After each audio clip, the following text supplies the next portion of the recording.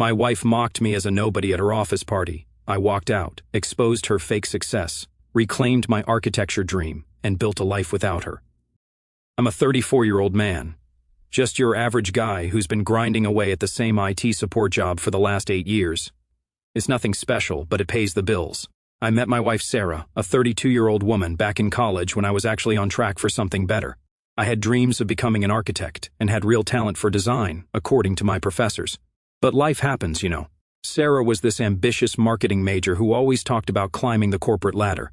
When we graduated, she landed an entry-level position at Black Rock Market, one of those trendy firms with exposed brick walls and kombucha on tap, while I took a temporary IT job to support us while she established her career. Somehow, temporary turned into 8 years of my life. I'm not complaining. At least I wasn't back then. I thought we were a team. She'd always tell me, once I make senior account manager, we can focus on your career goals. But that promotion came and went, then the next one. And somehow, my dreams kept getting pushed to maybe next year.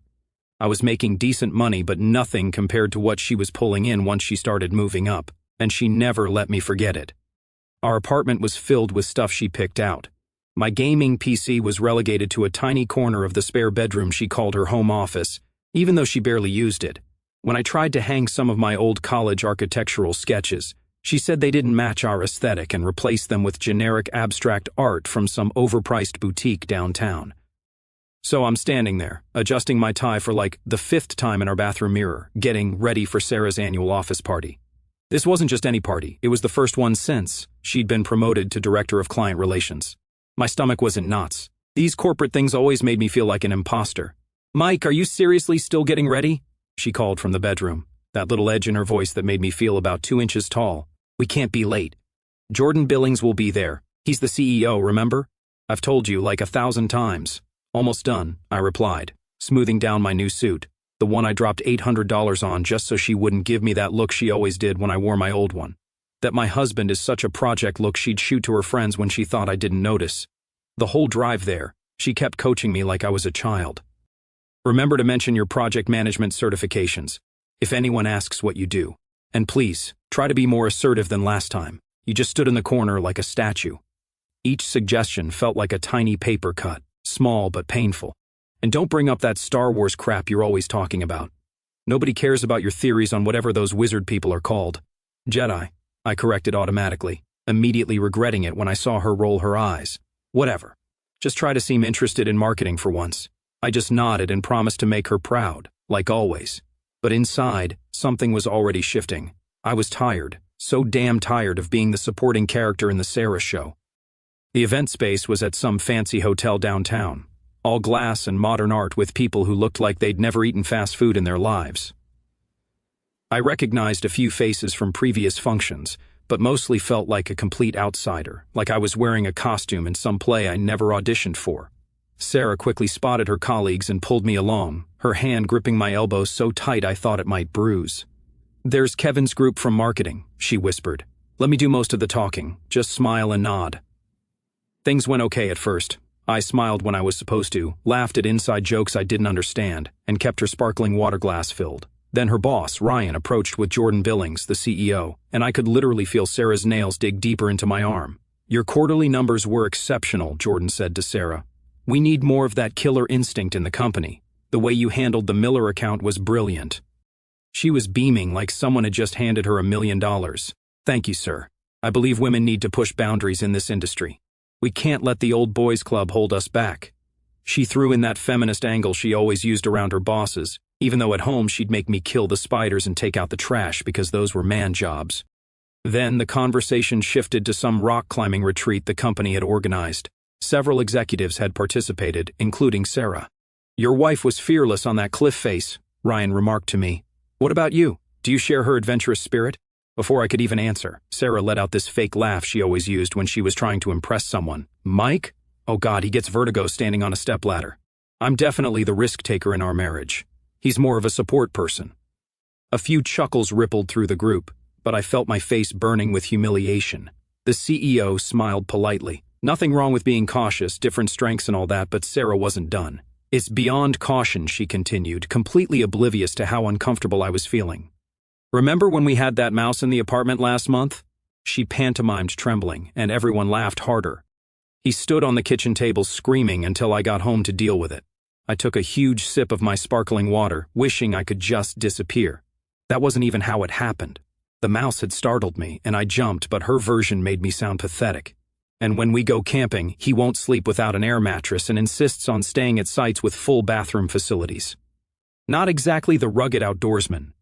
She looked around at her colleagues. I swear, sometimes it's like having another child instead of a husband, but he's so good with computers. She patted my arm condescendingly. Jordan's expression changed. His eyes shifted to me with what looked almost like sympathy. Ryan cleared his throat, obviously sensing the conversation had gone too far. Actually, Ryan intervened. I was talking with Mike earlier about his architectural hobby. Those three-dimensional designs he showed me were impressive. I hadn't mentioned any architectural hobby. I didn't even know Ryan knew my name until that moment, but I recognized he was trying to rescue me. And I felt this weird connection with this guy I barely knew. Sarah looked confused. Architecture? He doesn't. Perhaps you could send me some of those renderings, Ryan continued smoothly, cutting her off. I've been thinking about redesigning my lake house. The conversation moved on to vacation properties, but the damage was done. I stood there feeling like my soul had left my body. I was just an empty suit, nodding and smiling, while inside, I was screaming. I'd spent the last 8 years of my life supporting this woman, and she couldn't even grant me basic dignity in front of her colleagues. For what? So she could seem more impressive by comparison? The worst part was that I knew she'd expect me to laugh about it later. Oh, come on, I was just joking around. Don't be so sensitive. I excused myself to get some air, walking out to this big balcony where the cool night breeze did absolutely nothing to stop the burning humiliation inside me. I stood there, staring at the city lights below, suddenly seeing everything clearly. The woman I married had just used me as the punchline to boost her own image at work, and it wasn't even the first time. Years of small comments and subtle put-downs suddenly crystallized into this painful pattern I'd been ignoring. I wasn't just the butt of tonight's jokes. I was the designated loser in the narrative she'd constructed about our relationship. Gets old, doesn't it? I turned to see Ryan standing in the doorway, 2 bottles of sparkling water in hand. He offered one to me. Thought you might need this. I accepted with a nod, grateful for both the drink and the lack of pity in his expression. Thank you, and thanks for the imaginary architectural hobby. He leaned against the railing beside me. My ex-wife did the same thing at every company event, made me the punchline to all her stories. Dave can't cook to save his life. Dave got lost driving to his mother's house. Dave couldn't figure out how to use the washing machine. He took a sip of his water. After our divorce, I found out she'd been seeing her personal trainer for 6 months. Best thing that ever happened to me. We stood in silence for a moment. Listen, he said finally, I don't know you well, but I recognize self-respect walking out of a room. That takes more courage than impressing a bunch of corporate drones who will forget about this party by Monday morning. I didn't know how to respond, so I just nodded. For what it's worth, he continued, I've been in this business 20 years. The people who last aren't the ones who build themselves up by tearing others down. That strategy always backfires eventually. He swirled his water. And between us, Sarah's promotion isn't as solid as she thinks. Jordan's been asking questions about that Miller account. I looked at him surprised. What do you mean? Ryan shook his head. Just that the numbers don't quite add up. Nothing I can discuss in detail. He trailed off, then changed the subject. So, did you really study architecture? I nodded. Yeah, back in college. Had to drop out my senior year when my dad got sick. Medical bills wiped out the college fund. I was going to go back, but then Sarah's career took off, and it just never seemed like the right time. Ryan nodded thoughtfully. Funny how we put our dreams on hold, thinking it's temporary, and then wake up one day to realize years have passed. Yeah, I agreed, feeling a lump in my throat. Funny. The balcony door opened, and Sarah appeared. She was clearly irritated but trying to hide it with fake cheerfulness. There you are. Everyone's wondering where you went. Her eyes darted between me and Ryan, narrowing slightly.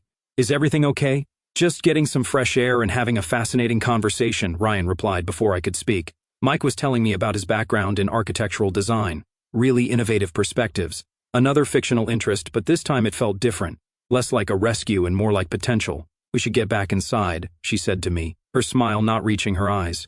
Jordan's wife was asking about you. Actually, I said, finding my voice at last, I think I'm going to head home. Her smile vanished. What? You can't leave now. We've only been here 2 hours. I'm not feeling well. It wasn't entirely a lie. My stomach had been churning since her performance inside. "Don't be ridiculous," she hissed, stepping closer and lowering her voice. "This is important for my career. You can manage a few more hours. Stop being so sensitive." Ryan cleared his throat. "Perhaps I should give you two a moment," he said, but made no move to leave. "No need," I replied, setting down my water bottle. "I've ordered an Uber. It should be here any minute." I hadn't, but I would as soon as I got downstairs. "This is so typical," Sarah said, her whisper sharp enough to cut glass. "The one time I need you to be supportive, you're running away because your feelings got hurt. I swear, men are so fragile sometimes." Something shifted inside me then, a quiet certainty replacing the confusion and hurt. I straightened my shoulders and looked directly at Sarah. "I've supported you through 3 promotions, 2 career changes, and countless late nights at the office. I've attended every function, remembered every colleague's name, and never once complained about being left alone at holidays when you had to work. I put my own dreams on hold for 8 years while you built your career." I took a breath. "But tonight you didn't ask for my support. You used me as a prop to make yourself look better." Her face flushed. "You're overreacting. It was just harmless joking around." "Was it?" I asked quietly. "Because from where I'm standing, it felt like you were telling everyone that your biggest accomplishment was succeeding despite being married to such a pathetic loser." Her gaze faltered, dropping to the floor. And in that moment, I saw something I hadn't been looking for. Insecurity disguised as confidence, fear masked as ambition. "I'm going home," I repeated, gentler this time. "We can talk tomorrow." As I turned to leave, Ryan extended his hand. "Good meeting you properly, Mike. Hope you feel better soon." I shook his hand, surprised by the firm grip and the business card he smoothly passed to me. "Call me if you'd like to grab coffee sometime," he said. "I mean it about those designs." The apartment was quiet when I returned. I shed my suit, the expensive costume I'd worn to fit into her world, and stood in the shower until the hot water ran cold, letting it wash away the evening's humiliation. Sleep didn't come easy. I lay awake, replaying years of subtle slights, the way she'd interrupt me when I talked about stuff I was interested in, how she'd roll her eyes when I suggested vacation ideas, the constant little improvements she wanted to make to my appearance, my speech, my hobbies. Like the time I'd spent months building a custom gaming PC, and when I finally got it running perfectly, she'd said, "That's nice, honey. Maybe now you can focus on something productive." Or when I'd excitedly shown her a sketch I'd drawn of our dream house, and she'd replied, "It's cute that you still think about that stuff." Morning brought clarity instead of reconciliation. Sarah hadn't come home. A text message at 6 a.m. told me she'd stayed at Jen's place because she didn't want to continue the argument while emotional. Translation: she was avoiding the consequences of her actions. I called in sick to work, something I rarely did, and spent the day in this weird limbo between anger and possibility. I dug out my old architectural sketches from college, the ones Sarah had deemed not matching our aesthetic, and spread them across the dining table. They weren't half bad, especially the urban renewal project that had won me departmental recognition. By afternoon, I found myself staring at the business card Ryan had slipped me. After hesitating for an hour, I finally sent a text. "This is Mike from last night. Taking you up on that coffee offer if it still stands." His response came quickly. "Good to hear from you. 3 p.m. at Steel Bean downtown." The coffee shop was upscale but not pretentious. Ryan was already seated in a corner booth when I arrived, dressed casually in jeans and a button-down. "Thanks for meeting me," I said, sliding into the seat across from him. "Though I should probably confess, I've never shown you any architectural designs." He laughed. "I figured as much, but I wasn't entirely making it up. Sarah mentioned once that you studied architecture in college, said it was cute that you thought you could make it in that field." That stung. I'd never told her it was cute when she failed at her first 2 marketing jobs. "Yeah, well, it was more than cute to me," I said, pulling out my phone and showing him some photos I'd taken of my old college projects before I left the apartment. I was on track for internships at some decent firms before life happened. Ryan scrolled through the images, his eyebrows raising slightly. "These are actually good, really good. The spatial awareness, the integration with the surrounding environment. You had a genuine talent." The conversation flowed with surprising ease. He wasn't just being polite or feeling sorry for me. He was genuinely interested in who I was. As we talked, I found myself sharing things I'd kept buried. My abandoned passion for architectural design, the small business plan I'd shelved when Sarah's career took priority, my growing sense of having lost myself in the shadow of her ambition. "So, all this time you've just been putting your dreams aside while supporting hers?" Ryan asked. I guess I thought that's what marriage was, I admitted. Compromise. Sacrifice. I figured my turn would come eventually. Compromise should go both ways, Ryan pointed out. When was the last time she sacrificed something for your dreams? I couldn't answer that because the truth was, she never had. Why did you really ask me here? I finally questioned after a second coffee. Corporate loyalty would suggest you should be taking her side. He considered this, tapping his fingers thoughtfully on the table. Corporate loyalty is overrated. Human decency isn't. What I saw last night wasn't someone building up a team. It was someone stepping on another person to appear taller. He paused. Plus, I recognized something in you that reminded me of myself 15 years ago. Sometimes people need a nudge to remember who they are. Before we parted, he made an unexpected proposition. My team's working on a new downtown development project, a mixed-use building with residential and commercial space. Given your background in architecture, would you be interested in reviewing some of the preliminary designs? Fresh eyes can spot things we've missed, and it might be therapeutic. I was stunned. I don't have any professional qualifications.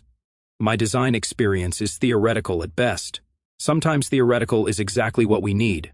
No pressure. Just take a look and give me your honest thoughts. He slid a thumb drive across the table. Use a new email address to send feedback. This is under the radar. I don't need Sarah knowing I'm consulting with her husband.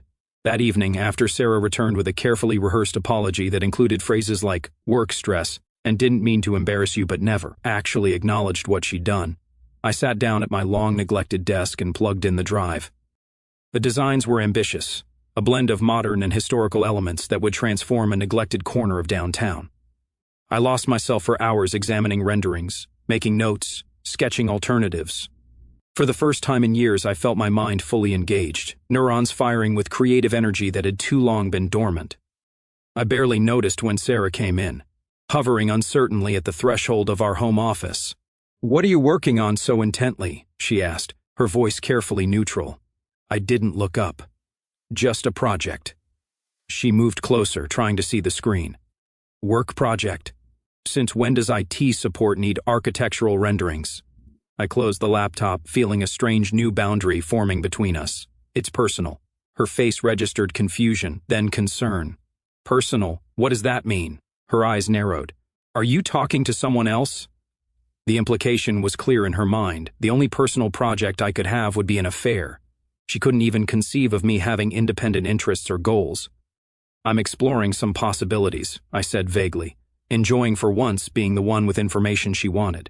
She hovered for another minute, clearly expecting me to elaborate, but I stayed silent. Finally, she retreated, and I realized something had fundamentally shifted. The apartment felt different, not because she had returned, but because I was no longer the same person who had left for the party 2 nights ago. I reopened the laptop and began drafting an email to Ryan, signing it with my name followed by architectural consultant. The title was aspirational rather than factual, but for the first time in years, the gap between the two didn't seem unbridgeable. 2 weeks passed in a strange new domestic rhythm. Sarah walked on eggshells around me, overcompensating with forced cheerfulness and sudden interest in my day. I remained polite but distant, spending evenings working on the development project rather than watching mindless television beside her. The email I'd sent to Ryan had led to a flurry of exchanges, my suggestions sparking genuine interest from the design team.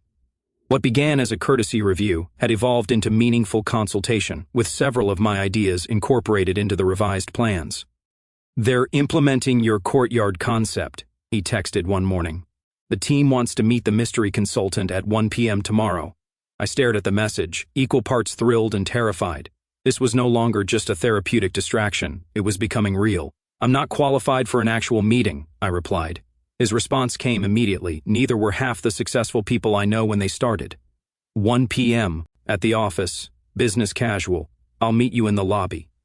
That evening, I mentioned casually to Sarah that I had lunch plans downtown the next day. "Oh, with whom?" She tried to sound merely curious, but I caught the sharp edge of suspicion. "A potential client," I answered, not quite lying but not elaborating that her boss was my contact. "A client for what?" she asked, setting down her fork. I looked up from my plate. "I'm exploring some consulting opportunities in architectural design." Her fork paused halfway to her mouth. "Since when are you interested in architecture? And what kind of consulting?" "You don't have certifications."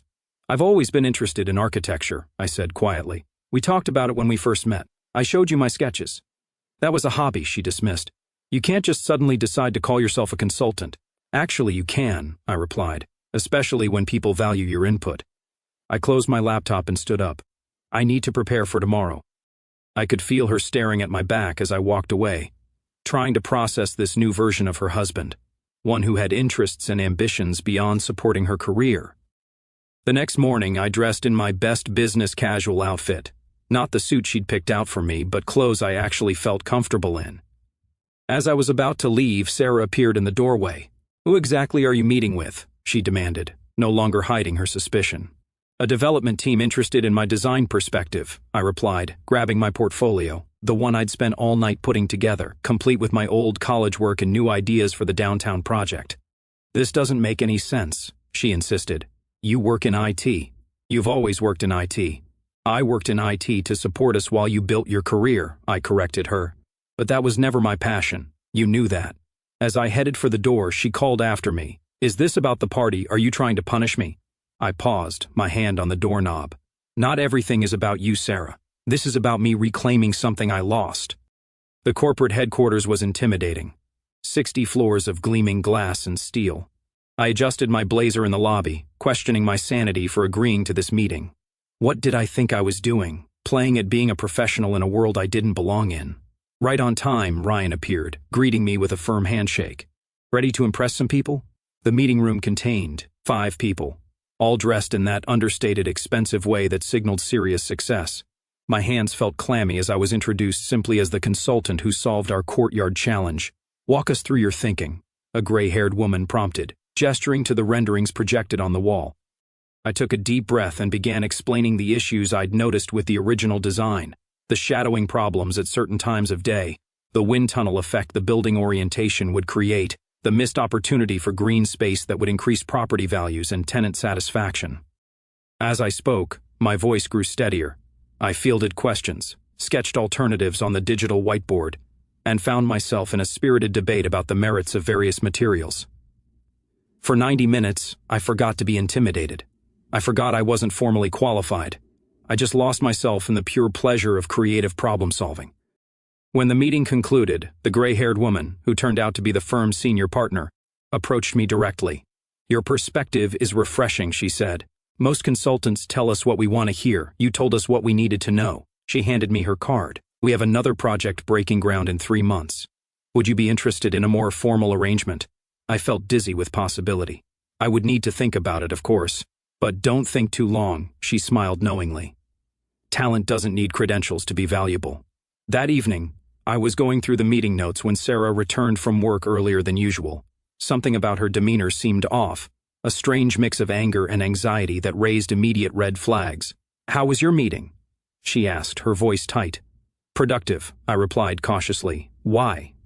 "Imagine my surprise," she said, dropping her bag on the counter with a thud, "when I was called into Jordan's office today to explain why my husband is suddenly consulting on the downtown project with my supervisor." And there it was, the moment of truth. "I didn't realize I needed your permission to pursue professional opportunities," I said quietly. "Don't play dumb, Mike. You deliberately kept this from me. Do you have any idea how this makes me look? Like I can't keep my own husband in line." "Keep me in line?" Those words hit me like a slap. "Is that how you see our marriage? That I'm someone you need to keep in line?" "You know what I mean," she backpedaled. "It just looks weird. People are talking. Talking about what? That your husband might have talent and value outside of being your supportive spouse? That's not fair," she protested. "I've always supported your interests." "My interests," I repeated. "Not my career, not my ambitions. My cute little hobbies that you could pat me on the head for." She threw up her hands. "What do you want from me?" I said I was sorry about the party. I had too much sparkling wine. I was trying to impress Jordan. I went too far. "What more do you want?" "I want you to understand that this isn't about the party," I explained. "The party just showed me clearly what I'd been ignoring. We built a relationship where your dreams were the priority and mine were the sacrifice. I accepted that arrangement for so long that I almost forgot I had dreams of my own." She reached for my hand, but I stepped back, needing physical distance to maintain emotional clarity. "What exactly are you doing with this project?" she asked, her voice smaller now. "Consulting on architectural elements of a downtown development, and they have asked me to consider a formal arrangement for future projects." Her eyes widened. "You're not qualified. You never finished your degree. Apparently, talent and insight matter more than credentials to some people." Her tone shifted, becoming accusatory again. "And Ryan arranged all this? Why would he do that?" I shrugged. Maybe he recognized something in me. Maybe he just wanted to help. Or maybe he saw how I was treated and decided I deserved better. She flinched as if I'd struck her. "So, this is about punishing me, embarrassing me professionally as revenge." "Not everything is about you," I said quietly. "This is about me rebuilding something I lost. It has nothing to do with revenge." Her anger resurfaced. "You've been lying to me for weeks while meeting with my boss. How am I supposed to interpret that?" "I didn't lie. I just didn't volunteer information you never asked for. When did you last ask about my day, my interests, my ambitions? Not what you needed from me or how I could support you. Just who I am and what I want." She opened her mouth to respond, then closed it again, realization dawning in her eyes. The next few days were tense. Sarah oscillated between fake supportiveness and passive-aggressive comments about my sudden career change. But something bigger was brewing. I could feel it in the way she'd furiously text during dinner or take hushed phone calls in the bathroom. One morning, about a week after my meeting with the design team, I received an urgent text from Ryan. "We need to talk now, not on the phone." We met at a quiet cafe far from Sarah's office. Ryan looked grim. "Sarah's trying to sabotage you," he said without preamble. "She's filed a formal complaint with HR, claiming I've engaged in inappropriate professional relationships by hiring her spouse without disclosure." My stomach dropped. Can she do that? Technically, there's no rule against hiring spouses of employees for consulting work, but she's spinning it as a conflict of interest and suggesting we only hired you to curry favor with her for the Miller account. "That's ridiculous," I said, feeling betrayed all over again. "She knows that's not true." "Of course it's not true, but she's desperate. There's something else you should know." He hesitated. "The Miller account numbers, the ones we've been questioning. Sarah's been manipulating the data to make her results look better. Nothing illegal, but definitely against company policy. Jordan was already planning to audit her work next month, and now she's trying to discredit you before that happens." I realized. "Make it look like I'm the one with professional ethics issues." Ryan nodded grimly. "Exactly. What can I do?" I asked. "We need evidence that your hiring was based solely on merit. Your original email critiquing our design, did you send that from a personal account that Sarah doesn't have access to?" I nodded. "I created a new account like you suggested." "Good. And your design suggestions predated any knowledge of the Miller account audit?" "I didn't even know about the Miller account issues until today," I confirmed. Ryan looked relieved. "That helps. But there's another problem. Sarah's claiming you've been using insider information she brought home to gain an advantage with the project." I felt sick. She's the one who never talks about work at home except to brag. "I knew nothing about this project until you showed me. I believe you, but we need to prove it." I thought for a moment. She has a personal journal. She writes in it every night, all her professional victories and strategies. If she's been manipulating data, it might be in there. Ryan frowned. "I can't ask you to invade your wife's privacy. It's my apartment too," I said firmly. "And if she's trying to destroy my one chance at rebuilding my career just to protect her lies, I think I have a right to defend myself." That night, while Sarah was at her emergency yoga session, which I now suspected was a strategy meeting with her allies at work, I found her journal hidden in her underwear drawer. I felt a twinge of guilt as I opened it, but that vanished as I began to read.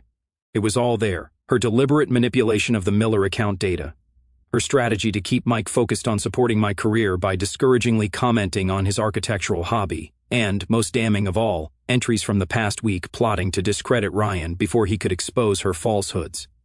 "Ryan thinks he's so clever using Mike against me," she'd written, "but I'll make sure they both regret crossing me." I took photos of the relevant pages, my hands shaking with anger and betrayal. This wasn't just about the party anymore. This was about years of calculated suppression of my dreams to keep me as her supportive sidekick. The next morning, I sent the photos to Ryan with a simple message: "Do what you need to do." 2 days later, all hell broke loose. Sarah came home in tears, her face blotchy with rage and humiliation. "You bastard!" she screamed as soon as she saw me. "You went through my private journal. You gave my personal writings to Ryan. Do you have any idea what you've done?" I remained calm. "I know exactly what I've done.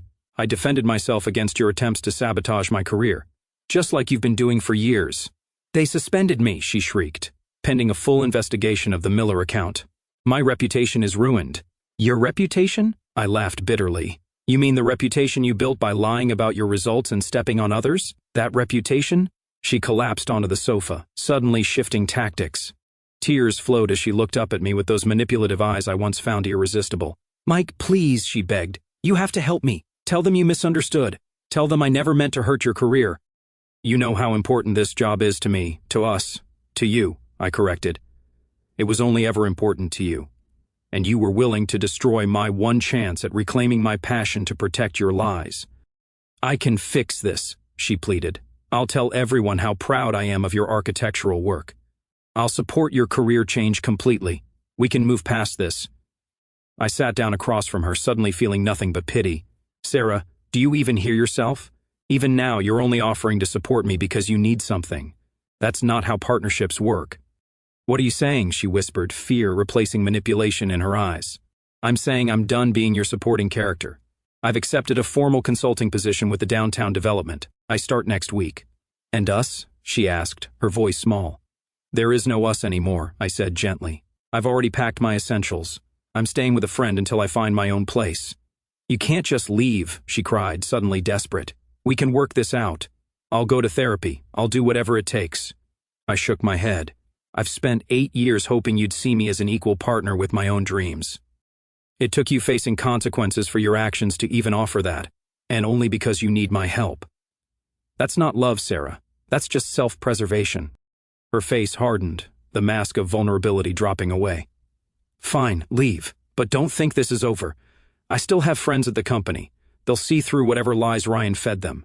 They're not lies if they're backed by evidence," I reminded her. "Your own words, Sarah, in your own handwriting." She stood up, her eyes blazing. "You think this makes you some kind of man, sneaking around behind my back, going through my private things?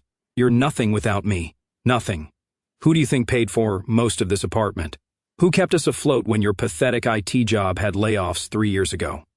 I picked up my duffel bag, surprisingly calm in the face of her rage. "I guess we'll find out who I am without you. That's what scares you the most, isn't it? The idea that I might actually succeed on my own." As I reached the door, she called after me, her voice suddenly small again. "Mike, please, I love you." I paused, feeling a strange mixture of sadness and freedom. "I think you love the idea of me. The supportive husband who never challenges your spotlight. But that person doesn't exist anymore." The door closed behind me with a soft click that somehow felt more final than any slam could have. It's been 6 months since I walked out of that apartment and my old life. The downtown project is nearly complete, with my courtyard design becoming one of the development's signature features. I've been hired as a full consultant on 2 additional projects, and I'm taking night classes to finally complete my architecture degree.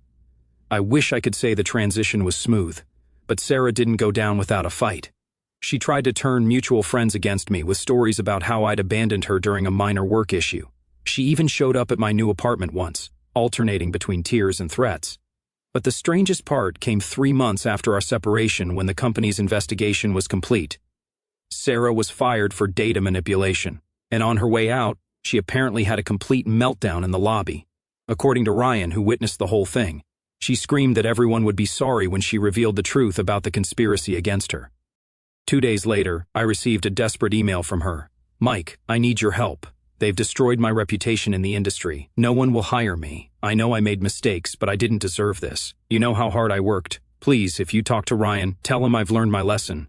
Tell them I deserve a second chance. I have nothing without this career. Please." I didn't respond after 8 years of putting her needs first. I was finally focusing on my own path. Last week, I heard from a mutual friend that Sarah had to move back to her parents' house in Ohio.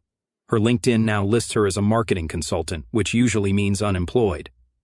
Meanwhile, the senior partner at Ryan's firm has offered to sponsor me for an accelerated architecture program that would complete my credentials within a year. Sometimes I feel guilty about how things ended. I never wanted revenge. I just wanted respect and the chance to pursue my own dreams. But then I remember all those years of subtle put-downs, the party humiliation, and her willingness to destroy my opportunity just to save herself. The guilt fades pretty quickly after that. The greatest revenge wasn't exposing her lies or watching her career implode. It was reclaiming my own potential, the part of myself I'd almost forgotten existed.